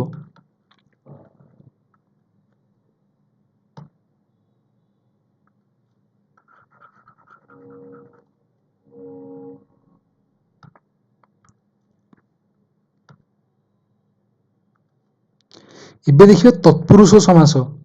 ତତ୍ପୁରୁଷ ସମାସ କହିଲେ କଣ ବୁଝେ ନା, ପରପଦ ପ୍ରାଧାନ୍ୟ। ଏଠି ହିରୋଟା କିଏ ନା ପରପଦ। ସେମିତି ଆଉ କିଏ ହବ ନା କର୍ମଧାରୟ। ଏବେ କିନ୍ତୁ ପଢିବା ତତ୍ପୁରୁଷ। ତ ତତ୍ପୁରୁଷ ସମାସଟା ଯୋଉ, ଏଠି ତତ୍ପୁରୁଷ ସମାସ କେତେବେଳେ କହିବା ନା, ଯେତେବେଳେ ପୂର୍ବ ପଦରେ ଗୋଟେ ବିଭକ୍ତି ଆଡ ହେଇଯିବ। କଣ ଲାଗିବ? ପୂର୍ବ ପଦ ସହିତ ବିଭକ୍ତି ଯୁକ୍ତ ହୋଇଥିବ। ଏ ଯୋଉ ପୂର୍ବ ପଦଟା ଗୋଟେ ବିଶେଷ୍ୟ ବିଶେଷଣ ଯାହା ବି ହେଇପାରେ ଗୋଟେ, ତ ବିଶେଷ୍ୟ କିମ୍ବା ବିଶେଷଣ ସହିତ ଗୋଟେ ବିଭକ୍ତି ଲାଗିଯିବ। ତ ସେ କେସରେ ଆମେ କହିବା ଯେ ଏଇଟା କଣ ତତ୍ପୁରୁଷ ସମାସରେ ଯିବ। କିନ୍ତୁ ଯେତେବେଳେ ସମାସ ହବ, ପୂର୍ବ ପଦର ବିଭକ୍ତିଟା ଲୋପ ପାଇଯିବ। କଣ ହବ? ପୂର୍ବ ପଦର ବିଭକ୍ତି ଲୋପ ପାଇଯିବ, ଆଉ ପୂର୍ବପଦ ପରପଦ ମିଶିକି ଏକ ପଦରେ କନଭର୍ଟ ହେବେ। ଦେଖିବା ଉଦାହରଣ ଦ୍ୱାରା। ତ ଆମକୁ କ୍ୟାଟାଗୋରୀ ଅନୁସାରେ କରିଦେଇଛି, ବିଭକ୍ତି ଅନୁସାରେ। ଏ ଦ୍ୱିତୀୟରୁ ସପ୍ତମୀ। ପ୍ରଥମ ବିଭକ୍ତି କଣ ପାଇଁ ହେଇପାରିବନି ନା, ଟି ଟିଏ ଏମିତି ରହୁଛି ନା ପ୍ରଥମ ବାଳକଟିର କହିଦଉଛି ନା ନାଇଁ। ଏଠି ବାଳକଟି ଆସୁଛି କିନ୍ତୁ ର ଲାଗୁଛି, ପୁଣି ଷଷ୍ଠୀ ବିଭକ୍ତିରେ ପଳଉଛି ଏଇଟା। ବୁଝିଛି ନା ନାଇଁ? ଏଇଭଳି ତ ଟି ଟିଏ ମାନେ ଇଏ ପ୍ରଥମ ବିଭକ୍ତି ନିଆ ହଉନି, ଏଠି ଷଷ୍ଠୀ ବିଭକ୍ତି ଯାଉଛି। ତ ସେଇଥିପାଇଁ ଦ୍ୱିତୀୟରୁ ସପ୍ତମୀ ହେଇଛି। ତ ନଞ୍ଚ ତତ୍ପୁରୁଷ ଅର୍ଥ ଯେତେବେଳେ ନାହିଁ ଆସିବ। କଣ ଆସିବ? ନାହିଁ ବା ନ ରହୁଥିବ, ସେଠି ଆମେ କହିବା ନଞ୍ଚ ତତ୍ପୁରୁଷ। ନିଷେଧ ହଉଥିବ। ତ ଉଦାହରଣ ଗୋଟେ ଲେଖିଛି, ନ ଆବିଳ, ଅନାବିଳ କହିବାକୁ। କଣ ହବ ଏଇଟା? ଅନାବିଳ। ସେମିତି ଉପପଦ ତତ୍ପୁରୁଷ ମାନେ ଉପପଦ, ପଦ ସହିତ ଆଉ ଗୋଟେ ଲାଗିଯିବ। ଉପପଦ, ଉପମନ୍ତ୍ରୀ, ମନ୍ତ୍ରୀ ସହିତ ଆଉ ଜଣେ ରହୁଛି ଉପମନ୍ତ୍ରୀ। ସେମିତି ପଦ ସହିତ ଗୋଟେ ଏକ୍ସଟ୍ରା ଜିନିଷ ଆଡ ହେଇଯିବ। ଏଠି ମଧୁପ, ପାନ କରିବା ଅର୍ଥ କ୍ରିୟା ସହିତ ଯେତେବେଳେ ଏକ୍ସଟ୍ରା ପଦ ଗୋଟେ ଆଡ ହେଇଯାଏ, ତାକୁ କଣ କହିବା? ଉପପଦ। ତ ଉପପଦ ତତ୍ପୁରୁଷ, ଆକୁ ଉଦାହରଣ କଲେ ଜାଣିପାରିବା। ତ ତତ୍ପୁରୁଷକୁ ଜାଣିବା କେମିତି ନା, ଆମେ ଯୋଉ ବିଗ୍ରହ ବାକ୍ୟ କ୍ରିଏଟ କରିବା, ତାର ପୂର୍ବ ପଦରେ ବିଭକ୍ତି ଆସିବ। ଉଦାହରଣ ଦ୍ୱାରା ଆମେ କମ୍ପ୍ଲିଟ କ୍ଲିୟର ହେଇଯିବ। ଏଇଟା ଦେଖିବା। ଦେଖ, ଏଠି ଆଉ ଗୋଟେ ଜିନିଷ ଜାଣିଯିବା ଯେ କିଏ କୋଉ ବିଭକ୍ତିରେ ଯାଉଛି, ଚିହ୍ନ କଣ? ତ କର୍ତ୍ତା କାରକର ପ୍ରଥମ ବିଭକ୍ତିରେ କଣ? ଟି ଟା ଟିଏ ମାନେ ଏଇଗୁରା ରହୁଛି ସବୁ। ସେମିତି ଦ୍ୱିତୀୟରେ କୁ କି ଏଇଗୁରା ରହୁଛି। ରେ ଦ୍ୱାରା ତୃତୀୟା, ପାଇଁ ନିମିତ୍ତ ଏଇଟା ଚତୁର୍ଥୀ, ରୁ ଠାରୁ ଯୋଉଟା ଇମ୍ପୋର୍ଟାଣ୍ଟ ସେଗୁଡା କହିଦଉଛି। ରଙ୍କର ଷଷ୍ଠୀ, ରେ ଠାରେ ସେଠି କଣ ହଉଛି? ସପ୍ତମୀ। ସେମିତି ମାନଙ୍କ ଠାରେ ଏ ଚିହ୍ନ ଜାଣି ହଉଛି। ଏବେ ଦେଖିବା ଦ୍ୱିତୀୟ ତତ୍ପୁରୁଷ ଅନୁସାରେ ଏଠି ଗୋଟେ କହିଦଉଛି, ଦ୍ୱିତୀୟ ଠାରୁ ସପ୍ତମୀ ପର୍ଯ୍ୟନ୍ତ ବିଭକ୍ତି ଯୁକ୍ତ ବିଶେଷ୍ୟ ପଦ ସହିତ ବିଶେଷ କିମ୍ବା ବିଶେଷଣ ସମାସ ହୋଇ ପରପଦର ପ୍ରାଧାନ୍ୟ ରହିବ। ବୁଝିହେଲା? ପୂର୍ବ ପଦରେ କଣ ଲାଗିଲା? ବିଭକ୍ତି, କିନ୍ତୁ ପରପଦର ପ୍ରାଧାନ୍ୟ ରହିବ, ତାକୁ ହବ ତତ୍ପୁରୁଷ। ସେଇ କହିଛି ସମସ୍ତ ପଦରେ ପୂର୍ବ ପଦର ବିଭକ୍ତି ଚିହ୍ନ ଲୋପ ହବ। ବୁଝିଲା ନା ଏତିକି? ଦେଖ ଏଠି ଉଦାହରଣ, ଗୃହକୁ ଆଗତ, ଗୃହାଗତ ହେଇଛି। ଏଠି ପୂର୍ବପଦ ଗୃହ ନା ନାଇଁ। ତ ଗୃହକୁ କୁଟା କଟିଗଲା, କୁ ଏଇଟା ଦ୍ୱିତୀୟ ନା ନାଇଁ। ତ ଗୃହ ଆଉ ଆଗତ ମିଶିକି ଗୃହାଗତ ହେଲା। ଜାଣି ହେଲା? ବି କ୍ଲିୟର ହେଲା ନା ନାଇଁ? ଘରକୁ ମୁହାଁ, ଘର ମୁହାଁ। ଧନକୁ ପ୍ରାପ୍ତ, ଧନ ପ୍ରାପ୍ତ। ସାହାଯ୍ୟ ପ୍ରାପ୍ତ ହେଇଛି, ସାହାଯ୍ୟକୁ ପ୍ରାପ୍ତ।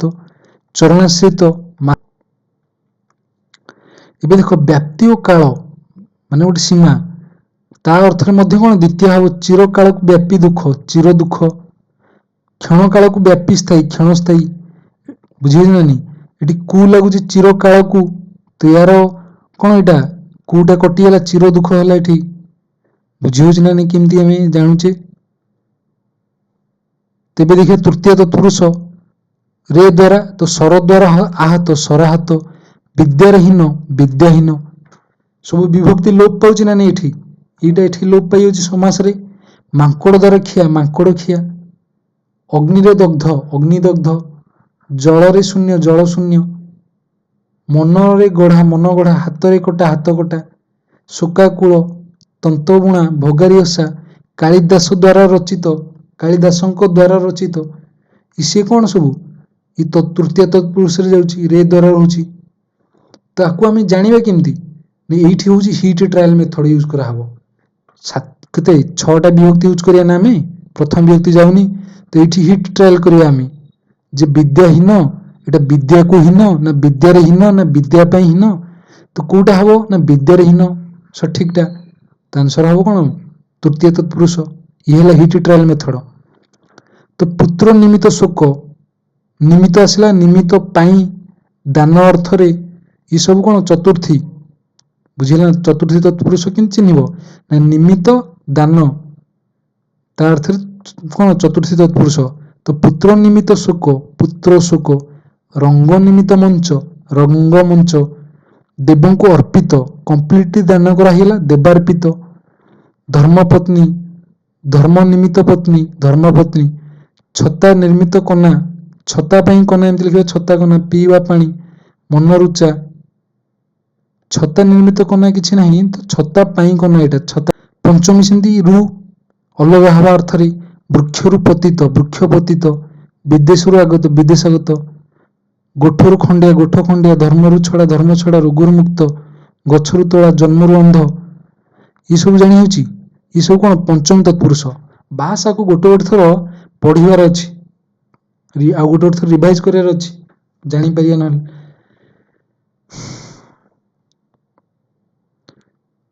ଏବେ ଦେଖିବା ଷଷ୍ଠୀ ତତ୍ପୁରୁଷ, ଗାଁର ମୁଣ୍ଡ ଗାଁ ମୁଣ୍ଡ, ର ଆସିଲା ନାହିଁ, ନଦୀର ଜଳ, ର ଆସିଲା, ନାରୀର ଶିକ୍ଷା, ପ୍ରଜାର ତନ୍ତ୍ର, କର୍ମର ଫଳ, ମାତୃର ଭାଷା, ମାନବର ଧର୍ମ, ଯୁବକର ସଂଘ ଯୁବକ ସଂଘ ହେଇଛି। ଇଏ ହେଲା ଷଷ୍ଠୀ, ର ଆସୁଛି। କିନ୍ତୁ ରରେ ଆଉ କେତେଟା କେସ୍ ରହିଛି। ଚନ୍ଦ୍ରର ଅର୍ଦ୍ଧ, ଏଠି ଯେତେବେଳେ ଏଇଭଳି ଅର୍ଦ୍ଧ ମଧ୍ୟମ ପୂର୍ବ ଅପର ଏଗୁଡ଼ା ରହିବ, ସେଠି ପୂର୍ବ ପଦଟା ଓଲଟି ଯିବ। ଦେଖ ଚନ୍ଦ୍ରର ଅର୍ଦ୍ଧ ହେଲା କ'ଣ ଅର୍ଦ୍ଧଚନ୍ଦ୍ର, ଏଠି ଅର୍ଦ୍ଧଟା ଆଗକୁ ଆସିଛି ପ୍ରଥମକୁ। ସେମିତି ନଈର ମଝି ମଝି ନଈ, ଅହନର ମଧ୍ୟ ମଧ୍ୟାହ୍ନ, ର ଆସୁଛି, ର କାରଣରୁ ଷଷ୍ଠୀ। କିନ୍ତୁ ମନେ ରଖିବାକୁ ପଡ଼େ ଯେ ଚନ୍ଦ୍ର ଅର୍ଦ୍ଧ ଏମିତି ହବନି ନା, କ'ଣ ଶବ୍ଦଟା ଗୋଟେ ଭଲ ଶୁଭା ଯାଉନି, ତ ଅର୍ଦ୍ଧଚନ୍ଦ୍ରଟା ଠିକ।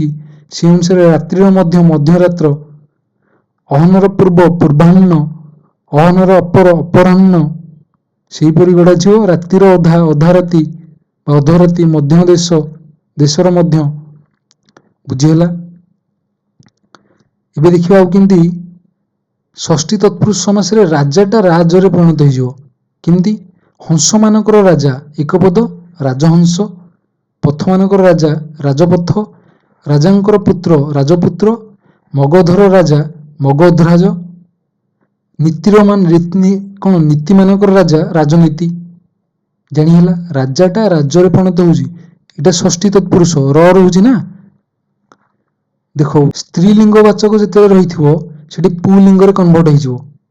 ଏଠି ରାଜାଟା ରାଜରେ ପରିଣତ ହେଉଥିଲା, ସେ ସ୍ତ୍ରୀଲିଙ୍ଗଟା ପୁଲିଙ୍ଗରେ କନଭର୍ଟ ହବ।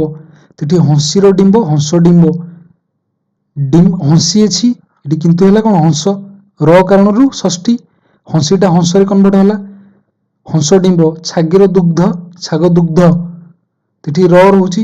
ବୁଝିହେଲା ଏତିକି? ନେକ୍ସଟ ସପ୍ତମୀ, ସାହିତ୍ୟରେ ନିପୁଣ ସାହିତ୍ୟ ନିପୁଣ, ରେ ଆସୁଛି, ରେ କାରଣ ରେ ଠାରେ ମାନଙ୍କ ଠାରେ, ସପ୍ତମୀ। ଗଣିତରେ ପଟୁ ଗଣିତ ପଟୁ, ବିଦ୍ୟାରେ ନିପୁଣ ବିଦ୍ୟା ନିପୁଣ, ଗଛରେ ପାଚିଲା ଗଛ ପାଚିଲା, ଅରଣ୍ୟରେ ରୋଦନ ଅରଣ୍ୟ ରୋଦନ। ଇଏ ହେଲା ସପ୍ତମୀ ବିଭକ୍ତି। ହାଣ୍ଡିରେ ରନ୍ଧା ହାଣ୍ଡି ରନ୍ଧା, ସନ୍ତରଣରେ ପଟୁ, ନରରେ ଅଧମ, ଦୁଃଖରେ ମଗ୍ନ ଦୁଃଖ ମଗ୍ନ, ବଣରେ ଭୋଜି ବଣଭୋଜି।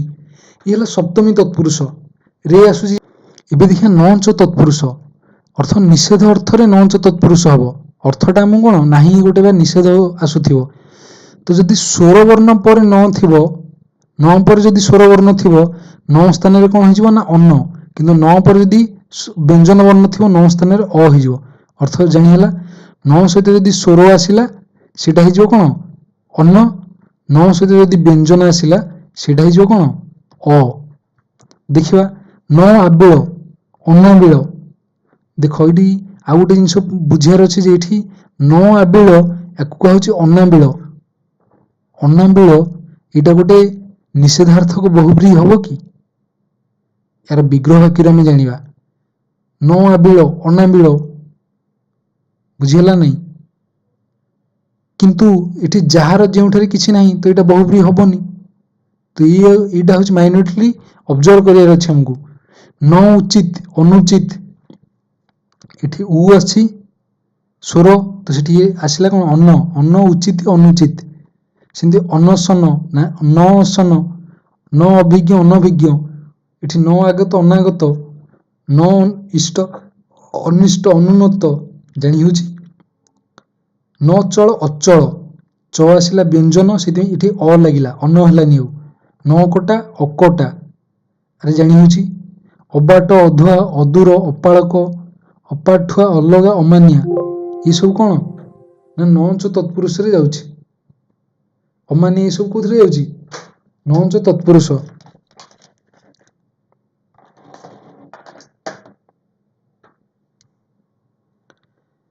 सेंति न कारणरू अन्नटा मध्य अण हेई परिबो, बुझिहला।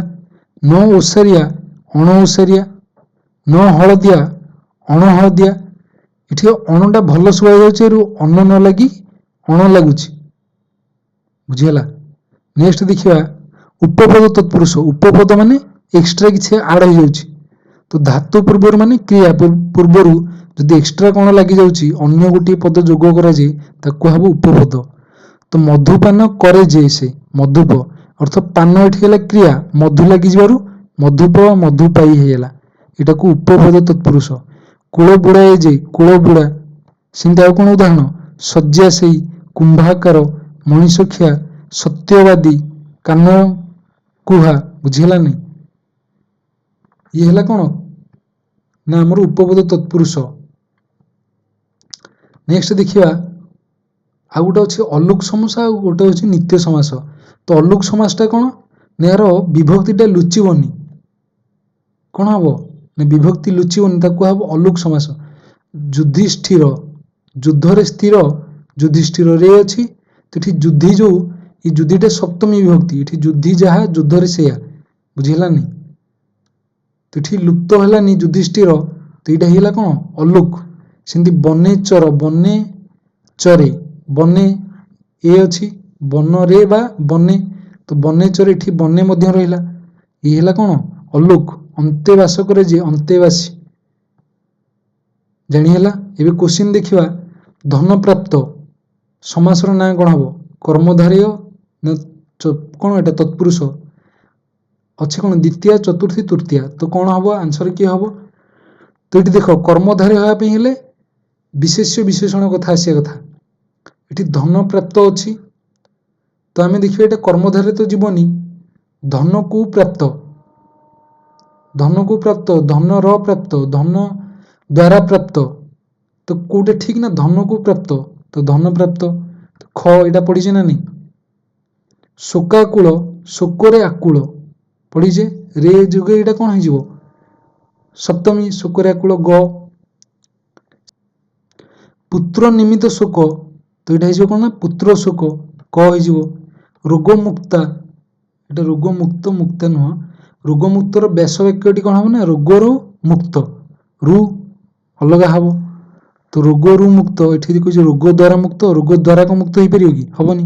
रोगरे मुक्त हबोनी, रोगर मुक्त हबोनी, रोगरु मुक्त। तो ख आंसर। चंद्रर अर्ध, अर्धचंद्र पढ़िले ना नहीं। तो ग हबो आंसर। एटा कोन षष्ठी र अछि। राजपथ, पथ मानकर राजा, पथ मानकर राजा कोठी हबो तो राजपथ घ। समास अंतर्गत पद मानकर परस्पर संबंध जानिबाकू जेउ वाक्य गढ़ा जाय ता कोन को हबो विग्रह वाक्य, क आंसर।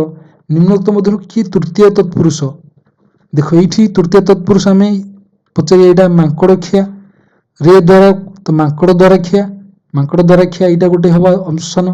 ଖ ସିଂହରେ ଆସନ, ସେମିତି କିଛି ହଉନି। ସିଂହ ଦ୍ୱାରା ଆସନ, ସେମିତି ନାହିଁ କିଛି। ଘରରେ ମୁହାଁ, ଘର ଦ୍ୱାରା ମୁହାଁ ହଉନି, ବୁଝିହଉଛି ନା ନାଇଁ। ପୁତ୍ର ଶୋକ, ପୁତ୍ର ଦ୍ୱାରା ଶୋକ, ପୁତ୍ରରେ ଶୋକ, ତ କୋଉଟା ଠିକ ହଉଛି ନା ମାଙ୍କଡ଼ ଦ୍ୱାରା ଖିଆ, ମାଙ୍କଡ଼ ଖିଆ, କ ହବ ଆନ୍ସର। ଯେଉଁ ସମାସର ସମସ୍ତ ପଦରେ ବିଭକ୍ତି ଚିହ୍ନ ଲୋପ ହୁଏ ନାହିଁ ତାକୁ କି ସମାସ କହିବା? ଯୋଉଠି ବିଭକ୍ତି ଲୋପ ହଉନି ତାକୁ କଣ କହିବା? ଅଲୁକ। ଲୁକ ମାନେ ଲୁଚିବନି, ଏ ଅଲୁକ ମାନେ ଲୁଚିବନି, ଲୁକ ଅର୍ଥ ଲୁଚିବା, ତ ଖ ହବ ଆନ୍ସର। ହାଣ୍ଡି ରନ୍ଧା, ହାଣ୍ଡିରେ ରନ୍ଧା, ଖ ଏ କ। କର୍ମ ଧାରୟ ସମାସ ସମସ୍ତ ପଦରେ କେଉଁ ପଦର ପ୍ରାଧାନ୍ୟ ରହେ? କର୍ମଧାରୟ ତତ୍ପୁରୁଷରେ କୋଉ ପଦ? ପରପଦ, ତ ଖ ହବ ଆନ୍ସର। ନେକ୍ସଟ ଦେଖିବା ଏବେ କର୍ମଧାରୟ ସମାସ। ତ କର୍ମଧାରୟ ସମାସ ତାକୁ ସେମିତି 5ଟା ପଏଣ୍ଟରେ ଡିଭାଇଡ କରିଦେଇଛି। କଣ ନା ବିଶେଷ୍ୟ ବିଶେଷଣ, ୟାର ତ ମେନ୍ ହଉଛି କର୍ମଧାରୟଟା କଣ ନା ବିଶେଷ୍ୟ ବିଶେଷଣକୁ ନେଇ ଗଠିତ, ବୁଝିହେଲା। ତ ରୂପକ ଗୋଟେ ଅଛି, ରୂପକ କର୍ମଧାରୟ, ମଧ୍ୟମ ପଦ ଲୋପୀ, ମଧ୍ୟମ ପଦଟା ଲୋପ ପାଇଯିବ, ଆଉ ଗୋଟେ ଉପମାନ, ଆଉ ଗୋଟେ ହଉଛି ଉପମିତ। ଉପମାନ ମାନେ ଯୋଉଠି ଉପମାନର ପ୍ରାଧାନ୍ୟ ରହିବ, ଆଉ ଯୋଉଠି ଉପମିତ ମାନେ ଉପମେୟର ପ୍ରାଧାନ୍ୟ ରହିବ, ବୁଝିହେଲା। ତାକୁ ଦେଖିବାକୁ ଡିଟେଲ୍ସରେ। ଏଠି କଣ କହିଛି ନା କର୍ମଧାରୟ ସମାସ, କର୍ମଧାରୟ ସମାସର ଗଠନ ପ୍ରଣାଳୀ ବିଭେଦ ରହିଛି। ବିଗ୍ରହ ବାକ୍ୟ ସମାସ ପଦର ଗଠନ କୌଶଳ ଲକ୍ଷ୍ୟ କର। ଏଠି ଦେଇଛି ବିଶେଷ୍ୟ ବିଶେଷଣ ଦେଖିବା। ନୀଳ ଅଟେ କଇଁ, କଇଁ ହେଲା କଣ ବିଶେଷ୍ୟ, ଗୋଟେ ପଦାର୍ଥ। ଏଠି ନୀଳଟା କଣ ତ ରଙ୍ଗ, ତ ନୀଳ କଇଁ, ତ ଏଠି କଣ ବିଶେଷଣ, କଇଁ ହେଲା କଣ ବିଶେଷ୍ୟ, ତ ବିଶେଷଣ ଆଉ ବିଶେଷ୍ୟକୁ ନେଇ ଗଠିତ ହେଲା, ତ ଇଏ ହେଲା କର୍ମଧାରୟ ସମାସ, ବୁଝିହେଲା। ନୀଳ କଇଁ, ତ ବିଶେଷ୍ୟ ବିଶେଷଣକୁ ନେଇ ଗଠିତ ହେଲେ କଣ ହବ? ଆମେ କହିବା ତାକୁ କର୍ମଧାରୟରେ ଯିବ, ତ ବିଗ୍ରହ ବାକ୍ୟ ଗଠନ କରିବାକୁ ପଡିବ। ସେମିତି ଡେଙ୍ଗା ଅଟେ ଗଛ, ଡେଙ୍ଗା ଗଛ, ପୋଡ଼ା ଅଟେ ତିଅଣ, ପୋଡ଼ା ତିଅଣ, କଣ ଶାଗ, ଫଟା ହାଣ୍ଡି, ସଫା ଲୁଗା, ସଜ୍ଜନ, ଉଡ଼ାଜାହାଜ, ଲୁଣି ମାଛ, ଏସବୁ କୋଉଥିରେ ଯାଉଛି ନା କର୍ମଧାରୟ। ଏବେ ଦେଖିବା ଯେ ରୁଦ୍ର ସେ ସୁନ୍ଦର, ରୁଦ୍ର ସୁନ୍ଦର, ଏଠି ଦେଖ ସୁନ୍ଦରଟା ଲାଗିଛି ପରେ, ଏଇଟା ବିଶେଷଣ, ରୁଦ୍ର ସୁନ୍ଦର। ମୂର୍ଖ ପଣ୍ଡିତ, ବୁଝିହେଲାନି, ମୂର୍ଖଟା ପଣ୍ଡିତ, ଯେ ମୂର୍ଖ ସେ ପଣ୍ଡିତ, ମୂର୍ଖ ପଣ୍ଡିତ। କଣ ହେଇଛି ଏଠି ଦେଖ ବିଶେଷ୍ୟ, ଦିଟା କି ତ ବିଶେଷ୍ୟ, ତ ଦିଟା କି ବିଶେଷ୍ୟ, କିନ୍ତୁ ଆମେ ଦେଖ ମାଟି କାନ୍ଥ, ମୁଁ କହିବି ଏଠି ଲେଖୁଛି ମାଟି କାନ୍ଥ, ଏଠି ମାଟିଟା କଣ ବିଶେଷ୍ୟ ନା, ଦିଟା କି ବିଶେଷ୍ୟ, କିନ୍ତୁ ଯେତେବେଳେ ମାଟି କାନ୍ଥ କଥା କୁହାହଉଛି ଏଠି ମାଟିଟା କଣ ହେଇଯାଉଛି, ମାଟିଟା କାନ୍ଥ ପାଇଁ, କାନ୍ଥ ଉପରେ କହୁଛି, ତ କାନ୍ଥଟା ମାଟିରେ ତିଆରି, ତ ମାଟିଟା ଏଠି ବିଶେଷଣ ଆକାରରେ କାମ କରୁଛି। ସେମିତି ମୂର୍ଖ ପଣ୍ଡିତ, ଏଠି ମୂର୍ଖ ପଣ୍ଡିତ, ତ ମୂର୍ଖଟା ବିଶେଷଣ ଆକାରରେ କାମ କରିବ ଏଠି। ଚାଲାକ ଚତୁର, ବୁଝିବା ଋଷି, ରାଜଶ୍ରୀ, ତ ଏଠି ଦେଖ ଏଇଟା ପୂର୍ବ, ଏଇଟା ପର, ଋଷି, ତ ଏଠି ଯେତେବେଳେ ଏକପଦ ହେଉଛି ରାଜଶ୍ରୀ ହେଉଛି, ଅର୍ଥ ଋଷିଟା ଗୋଟେ ରାଜଶ୍ରୀ, ବିଶ୍ୱାମିତ୍ର ଗୋଟେ ରାଜଶ୍ରୀ ଥିଲେ, ମାନେ ଋଷି, ତ ଋଷିର ଗୋଟେ ଗୁଣଟାକୁ ଦେଖେଇଦେଲା ରାଜଶ୍ରୀ, ଏଠି ବିଶେଷଣ ଆକାରରେ କାମ କଲା, ଗୁଣ ଆକାରରେ, ବୁଝିହଉଛି। ତ କିନ୍ତୁ ଏ ଦିଟା କି ବିଶେଷ୍ୟ, ରାଜା ଗୋଟେ, ଋଷି ଗୋଟେ ବିଶେଷ୍ୟ, କିନ୍ତୁ ମାଟି କାନ୍ଥ ଉଦାହରଣ ଭଳି ଏଇଟା, ବୁଝିହେଲାନି। ତ ଦେବର୍ଷି, ବ୍ରହ୍ମର୍ଷି, ଏସବୁ କଣ ଆମର କର୍ମଧାରୟ ସମାସରେ ଯାଉଛି। ଏଠି ଶ୍ରେଷ୍ଠ ଅଟେ ନର, ନର ଶ୍ରେଷ୍ଠ, ନର ବିଶେଷ୍ୟ, ଶ୍ରେଷ୍ଠ ହେଇଗଲା ବିଶେଷଣ ପଦ, ବିଶେଷଣ ପଦଟା ମଧ୍ୟ ପରେ ଲାଗିପାରିବ, ନର ଶ୍ରେଷ୍ଠ ହେଲା ଆନ୍ସର। ତ ବିଶେଷଣ ବିଶେଷ୍ୟ ପଦକୁ ନେଇ ଯେଉଁ ସମାସ ଗଠିତ ତାକୁ କୁହାହବ କର୍ମଧାରୟ। ତ ସମସ୍ତ ପଦରେ ପରପଦର ପ୍ରାଧାନ୍ୟ ରହିବ, ଜାଣିହେଲା। ଏବେ ଦେଖିବା ରୂପକ କର୍ମଧାରୟ। ରୂପକ କର୍ମଧାରୟ କହିଲେ କଣ ନା ଯେତେବେଳେ ଉପମାନ ଉପମେୟ ମଧ୍ୟରେ ଅଭେଦ କଳ୍ପିତ, ଅଭେଦ ମାନେ ଆମେ ଭେଦ ଜାଣିପାରିବାନି, କଣ ତାଙ୍କ ଭିତରେ ପାର୍ଥକ୍ୟଟା ରହିଛି, ତ ସେତେବେଳେ ଆମେ ତାକୁ କଣ କହିବା ରୂପକ କର୍ମଧାରୟ। ତ ଏଠି ବିଦ୍ୟା ରୂପକ ରତ୍ନ, ସେଇଟା କଣ ହବ ନା ବିଦ୍ୟା ରତ୍ନ।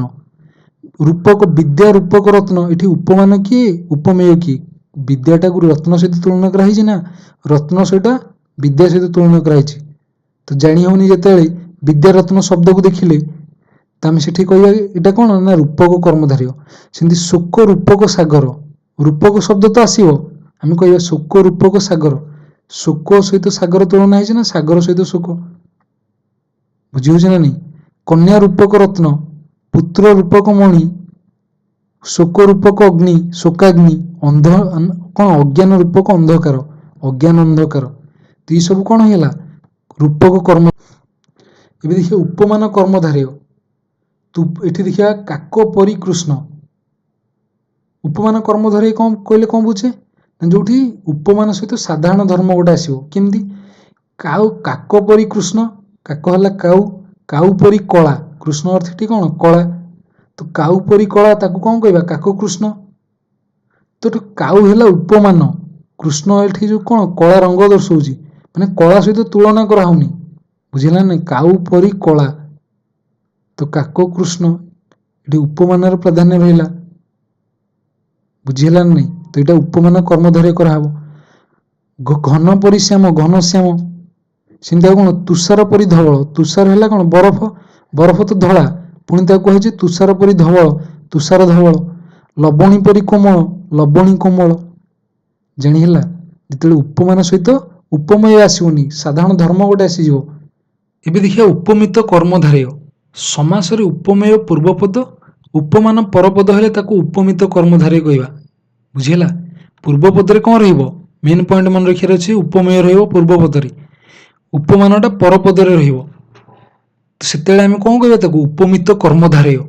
ଏଠି ମୁଖଟି ଚନ୍ଦ୍ର ପରି, ମୁଖ ଏଠି ଚନ୍ଦ୍ର ପରି କୁହାହଉଛି। ତ ମୁଖଟା କୁ ଚନ୍ଦ୍ର ସହିତ ତୁଳନା କରାହଉଛି। ଏଇଟା ଉପମେୟ, ଚନ୍ଦ୍ରଟା ହେଲା ଉପ, ଏଇଟା କ'ଣ ଏଇଟା ହେଉଛି ଉପମାନ। ତ ମୁଖ ଚନ୍ଦ୍ର ଏଠି ହେଲା ଆନ୍ସର ସମାସଟା। ତ ପୂର୍ବପଦରେ କିଏ ରହିଲା ମୁଖ, ଚନ୍ଦ୍ରଟା ପରେ ରହିଲା। ତ ଇଏ ହେଲା ଉପମିତ କର୍ମଧାରୟ। ଦେଖ ମୁଖ ଚନ୍ଦ୍ରକୁ ଦେଖିଲେ ଆମେ କୋଉ ସମାସ ଜାଣିବା କେମିତି, ଆମକୁ ବିଗ୍ରହ ବାକ୍ୟ ଗଢ଼ିବା। ଆମେ ଏଠି ବିଭକ୍ତି ପକେଇବା, ଏଠି ମୁଖଟି ଚନ୍ଦ୍ର ପରି ୟାକୁ ଏମିତି ୟୁଜ୍ କରିବା। କ'ଣ ମୁଖ ଚନ୍ଦ୍ର ଯାହାର ଏମିତି ହେଇପାରିବ କି, କୋଉଟା ଠିକ୍ ସେଇଟା ଆମେ ଯୋଉଟା ଜାଣିବା ଠିକ୍ ଏଇଟା ଲାଗୁଛି, ତ ସେଇ ଅନୁସାରେ ଆମେ କହିବା ଯେ ଏଇଟା କ'ଣ କର୍ମଧାରୟ ଯାଉଛି ନା ବହୁବ୍ରୀହିରେ ଯାଉଛି ନା ତତ୍ପୁରୁଷ ଯାଉଛି ନା ଦିଗୁ ଦ୍ୱନ୍ଦ୍ୱ, ଏମିତି ଜାଣିବା। ତ ସେମିତି ଅଧର ବିମ୍ବ ଏଠି ଅଛି। ପାଦ ପଦ୍ମ, ପାଦଟି ପଦ୍ମ ପରି, ବୁଝିହେଲା ନା। ଚରଣଟି କମଳ ପରି, ନରସିଂହ, ନରେନ୍ଦ୍ର, ଏସବୁ କ'ଣ ଉପମିତ କର୍ମଧାରୟ, ମନେ ରହିବ। ଏବେ ଦେଖିବା ମଧ୍ୟପଦ ଲୋପୀ। ମଧ୍ୟପଦ ଲୋପୀ ନା ଅନୁସାରେ ଦେଖ ମଧ୍ୟପଦଟା ଲୋପ ପାଇଯିବ। ଦେଖିବା ମଧ୍ୟପଦଟା କେମିତି ଲୋପ ପାଉଛି, ସିଂହ ଚିହ୍ନିତ ଦ୍ୱାର, ତ ସିଂହ ଦ୍ୱାର ହେଉଛି ଏଠି ବିଗ୍ରହ ବାକ୍ୟ, ଏଇଟା ସମାସ। ସେମିତି ଘୃତ ମିଶ୍ରିତ ଅନ୍ନ, ଘୃତାନ୍ନ, ଘୃତ ଅନ୍ନ, ଏଠି ମିଶ୍ରିତଟା କଟିଗଲା। ତ ଯେତେବେଳେ ମଧ୍ୟପଦଟା ଲୋପ ପାଇଯିବ ତ ମଧ୍ୟପଦ ଲୋପୀ କର୍ମଧାରୟ କହିବା। ସୁନାରେ ତିଆରି ମୁଦି, ସୁନା ମୁଦି। କାଠରେ ତିଆରି ପୋଲ, କାଠ ପୋଲ। ବର ନାମକ ଗଛ, ବର ଗଛ। ଦହି ମିଶ୍ରିତ ଚୂଡ଼ା, ଦହି ଚୂଡ଼ା।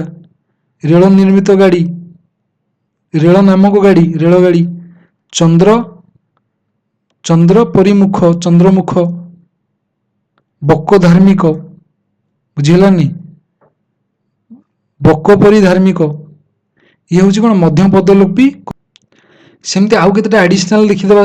ଅନ୍ୟ ଗ୍ରାମ, ଗ୍ରାମାନ୍ତର, ଇଏ କୋଉଥିରେ ଯାଉଛି ନା କର୍ମଧାରୟରେ ଯାଉଛି। କର୍ମଧାରୟର କୌଣସି ପର୍ଟିକୁଲାର ପଏଣ୍ଟରେ ଯାଉନି, କିନ୍ତୁ ଏ କର୍ମଧାରୟ ଯିବ। ଅନ୍ୟ ଗ୍ରାମ, ଗ୍ରାମାନ୍ତର, ଗ୍ରାମରୁ ଅଲଗା ବା ଅନ୍ୟ ଗ୍ରାମ, ବୁଝିହେଉଛି ନା ନାହିଁ। ବିଶେଷ୍ୟ ବିଶେଷଣ ଆକାରରେ ରହୁଛି। ଅନ୍ୟ ରୂପ, ରୂପାନ୍ତର। ଅନ୍ୟ ଦେଶ, ଦେଶାନ୍ତର। କୁଅଟେ ଆକାର, କଦାକାର।